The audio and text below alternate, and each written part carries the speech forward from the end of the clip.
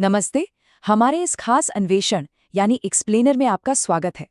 आज हम एक इतिहासकार और खोजी यात्री की नज़र से रामायण से जुड़े उन स्थानों की गहराई से पड़ताल करेंगे जहां से हमें कुछ बहुत ही दिलचस्प भौतिक, भूवैज्ञानिक और वनस्पति विज्ञान के साक्ष्य मिलते हैं। तो चलिए इस प्राचीन गाथा की ज़मीनी हकीकत का पता लगाते हैं। आज की इस खोजी यात्रा में हम मुख्य रूप से 4 पड़ावों से गुजरेंगे। पहले प्राचीन इंजीनियरिंग के कुछ निशानों की बात होगी, फिर पानी के नीचे दबे हुए खंडरों को मैप करेंगे, उसके बाद कुछ अजीबो-गरीब भूवैज्ञानिक और वनस्पतिक विसंगतियों को देखेंगे और अंत में इसके वास्तविक दार्शनिक अर्थ पर चर्चा करेंगे। चलिए शुरू करते हैं। शुरुआत करते हैं हमारे पहले पड़ाव से, श्रीलंका में मौजूद प्राचीन इंजीनियरिंग यानी पुराने रनवे और रहस्यमयी सुरंगों के निशानों की जांच से। अब श्रीलंका के इन 4 खास स्थानों पर जरा गौर कीजिए। वरियापोला, उस्संगोदा, रूमासला और हिंगूर गोदा। ये कोई आम जगह नहीं है। श्रीलंकाई अथॉरिटीज ने यहाँ बिल्कुल सपाट, उच्च घर्षण वाली लाल मिट्टी की कुछ ऐसी पट्टियां दर्ज की हैं जो किसी मॉडर्न रनवे जैसी लगती हैं। सबसे अजीब बात यह है कि यहाँ मिट्टी का जो प्राकृतिक कटाव होना चाहिए था वो बिल्कुल नहीं हुआ है। ये विज्ञान के सामान्य नियमों को पूरी तरह धत्ता बताती हैं। अब इसे थोड़ा और गहराई से समझते हैं। एक तरफ महर्षि वाल्मीकि का प्राचीन ग्रंथ है जो रावण के उन्नत पुष्पक विमान और उसके उतरने की खास जगहों का जिक्र करता है।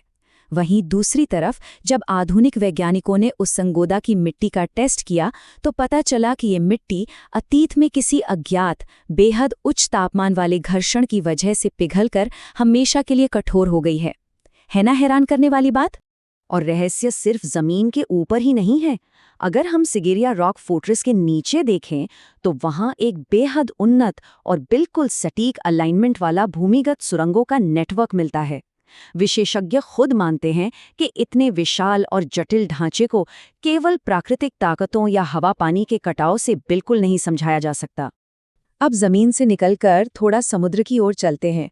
हमारा दूसरा हिस्सा है आधुनिक रिमोट सेंसिंग तकनीक के जरिए जलमग्न खंडरों और राम सेतु की जांच। जरा इस विशाल पैमाने की कल्पना कीजिए। 31 किलोमीटर, जी हाँ, भारत और श्रीलंका को जोड़ने वाली चूना पत्थर की ये 31 किलोमीटर लंबी श्रृंखला इतनी विशाल है कि इसे नासा की सैटेलाइट इमेजरी में अंतरिक्ष से भी एकदम साफ देखा जा सकता है।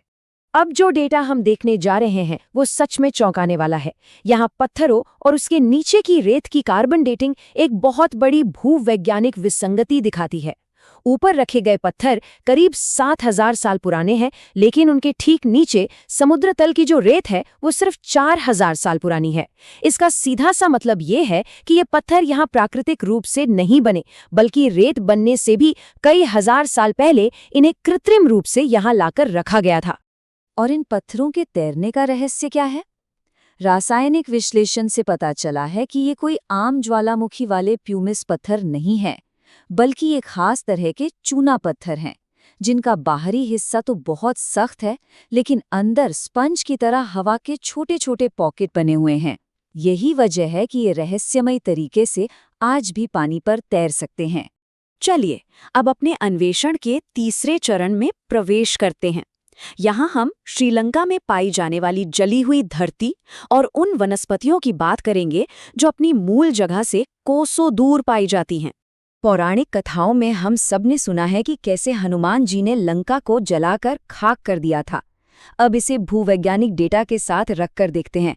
उस्संगोदा में आज भी गहराई तक काले रंग की बहुत ज्यादा कार्बन वाली मिट्टी मिलती है, जहाँ बिल्कुल कोई वनस्पति नहीं उगती। और सबसे दिलचस्प बात, उस पूरे इलाके के आसपास कोई ज्वालामुखी है ही नहीं जो इस जली हुई जमीन की वैज्ञानिक रूप से व्याख्या कर सके। इसी तरह की एक और रहस्यमयी जगह है दिवु रुम्पोला, जिसे माता सीता की अग्नि परीक्षा का स्थल माना जाता है। यहाँ की मिट्टी की गहराई में उच्च सिलिका की परतें, रेडियोधर्मी कण और थर्मल हीट सिग्नेचर दर्ज किए गए हैं। सामान्य प्राकृतिक परिस्थितियों में किसी आम जमीन के नीचे ऐसी रासायनिक संरचना का मिलना लगभग नामुमकिन है। अब जरा इस बोटैनिकल सर्वे यानी वनस्पति विज्ञान के डेटा पर नजर डालिए। ये वाकई सोचने पर मजबूर कर देता है। श्रीलंका के रीतिगाला पहाड़ों पर संजीवनी और ब्राह्मी जैसी दुर्लभ हिमालयी जड़ी बूटियां फल फूल रही हैं। उनका डीएनए हिमालय के पौधों से 100% मैच करता है। अब श्रीलंका जैसी उष्णकटिबंधीय जलवायु में हिमालय के पौधों का प्राकृतिक रूप से उगना वैज्ञानिक दृष्टि से पूरी तरह असंभव है। तो फिर ये यहाँ पहुँचे कैसे? और फिर बात आती है श्रीलंका के सीता एलिया की, जो वाल्मीकि जी के अशोक वाटिका के सटीक विवरणों से मेल खाती है। वैज्ञानिक परीक्षणों ने यहाँ मौजूद जीवित अशोक वृक्षों की उम्र का जो अंदाजा लगाया है वो है लगभग 2500 साल। ये प्राचीन पेड़ आज भी उसी जगह पर खड़े हैं। इन सारे भौतिक और वैज्ञानिक साक्ष्यों को देखने के बाद आइए अपने आखिरी पड़ाव पर चलते हैं, मिथक, इतिहास और इसका वास्तविक अर्थ। यहाँ हम एक अलग दार्शनिक नजरिया अपनाएंगे। इस पूरी चर्चा में एक और अहम दृष्टिकोण है जिसे हमें शामिल करना चाहिए। आचार्य प्रशांत जैसे कई दार्शनिकों और विद्वानों का मानना है कि रामायण जैसे प्राचीन ग्रंथों में एस्ट्रोफिजिक्स या अक्षरशः इतिहास ढूंढना वास्तव में इन ग्रंथों के सबसे गहरे और आध्यात्मिक उद्देश्यों को ही खत्म कर देता है। यहाँ हम दो अलग अलग विचारधाराओं को साफ तौर पर देख सकते हैं। एक तरफ हम विशाल कंकाल, प्राचीन विमानों का ईंधन या ग्रहों की दूरियां नापने जैसे भौतिक सबूत ढूंढ रहे हैं। वहीं दूसरी तरफ एक रूपकात्मक दृष्टिकोण है, जहां ये पूरी कहानी मानव जीवन, वैराग्य, हमारे अहंकार को तोड़ने और सत्य के प्रति हमारे गहरे समर्पण का एक बहुत ही शक्तिशाली प्रतीक बन जाती है। वेदांत दर्शन के नजरिए से अगर इसे डिकोड करें तो ये महाकाव्य कोई प्राचीन भौतिकी की कोई किताब नहीं है, बल्कि इसका पूरा फोकस हमारे अंदर के अंधेरे को दूर करने पर है। इस दृष्टिकोण में लंका हमारे इंसानी अहंकार का प्रतीक है और हनुमान सत्य के प्रति पूरी तरह से समर्पित होने का साक्षात प्रमाण है।